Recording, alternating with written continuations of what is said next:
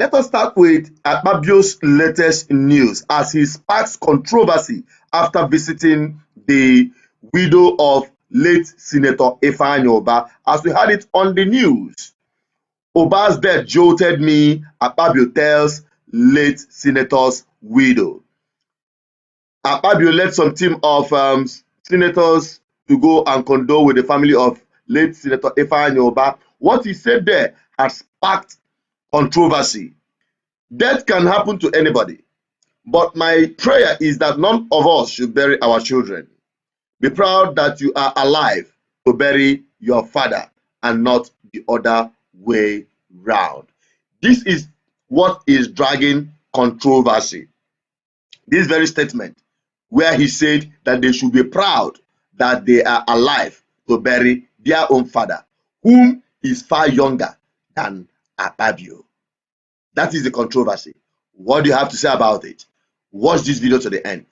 We are revisiting the case of Akpabio and the passing of the Senate President.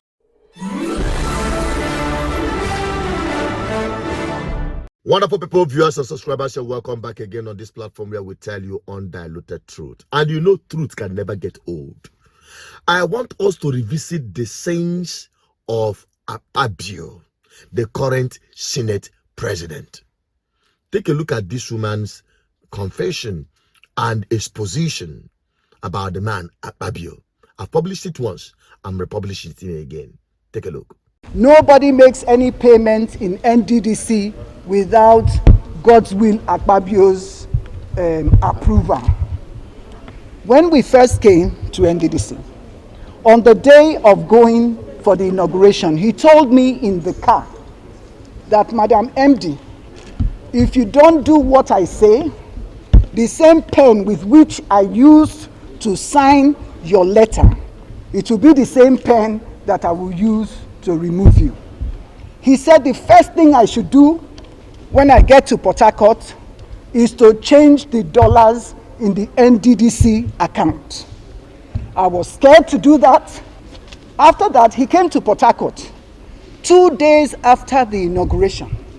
He said the first thing I should do is to make sure I change the dollars. I should remove Mr. Kaltungo from being legal and send him on compulsory retirement, that we cannot have a northerner be the head of the legal team, of the legal unit.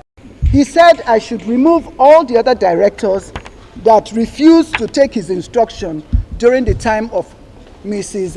Agwagaga. That was the predecessor before I came.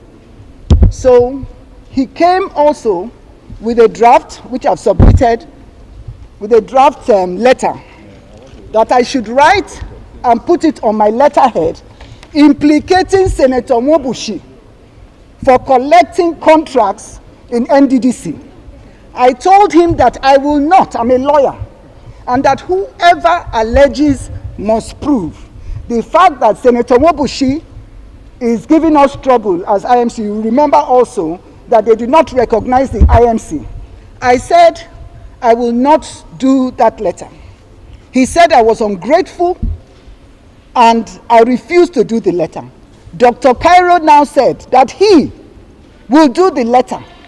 If Akpabio tells him to kill, he will kill before he asks why did he kill. I said for me, I will not do the letter. At that place, there was Mr. Etiebet, who was the only staff of the NDDC that was present at that meeting. When he finished, he now asked Dr. Cairo to go and send for the letter-headed paper from the office. They now sent for the letter-headed paper. Dr. Cairo now did the letter, which I've also submitted to the committee, alleging that Senator Mwobushi had contracts. Then he said, I must sign the cover letter. I said, if I sign any document from me seen by Mr. President, he will believe every line of it. So I will only write that the EDP, who should know about projects, has gone.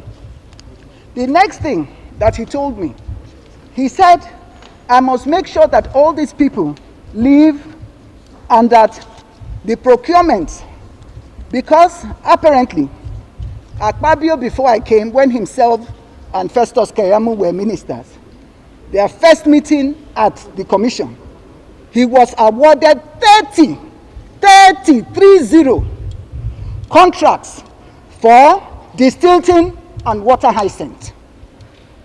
Mr. Linus, who was the director finance, refused to sign because it did not follow due process. He also said that I should implicate the chairman of the House Committee, because the chairman of the House Committee had gone to Ondo State for a meeting to plan against him. Water hyacinth and distilting. They said that the budget for water hyacinth and distilting was, I think, for about 3 to 5 billion. I'm not sure exactly how much. But that the NDDC, before I came, had overstretched itself to about 50 billion for water hyacinth and distilting. And so the National Assembly had written us, they have it also, they had written us that we should not pay for anything like that. He said, and guess what? Akpabio never signs any documents. He will always refuse to sign, but he will tell you to go and commit the fraud. For instance, he told me to go and raise a memo and give an emergency contract for flood victims. He wanted me to take an oath. He has denied that, but I want to say today, he told me up to 3 times until we had a reconciliation meeting at the villa in the house of Mr. Sadiki Abba, who is the SA to the president on domestics. In that meeting was Alhaji Mekano. He said the only condition was if I take the oath. I refused to take the oath, and I did not take that oath. And I will never take the oath from him. So he said he was going to remove me. He started a campaign of calumny against me.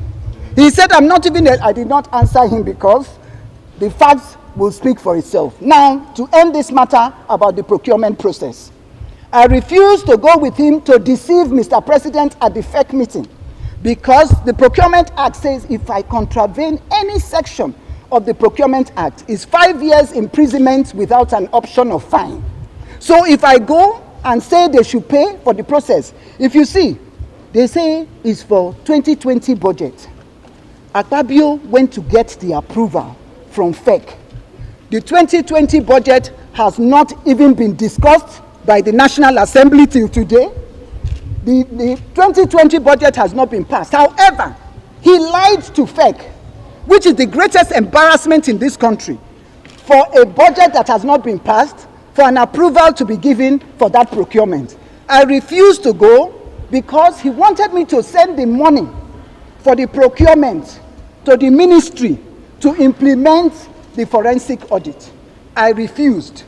I am challenging him to deny any of these allegations, because I have to round up for you people. But all the facts and all that I've said are all written in my document. Good. That is the man that is at the helm of affairs as the number 3rd office holder in Nigeria, the Senate President. Then tell me what good will come out from this man as a Senate President. Now, question I say, make I ask. I don't want to add anything. I don't want to talk anything. It is left for Nigerians to see how bad things have become under this government. It's for Nigerians to understand the critical nature of bad governance in this country. If, as a minister appointed, could do this as NDC minister, what do you think he will be doing, and what we are already seeing he is doing as the Senate President? Please share this video. May it go viral. No talk saying an old video, because truth not the old. Let's keep exposing them until Nigerians realize whom these people truly are and stop working for them. Bye-bye for now.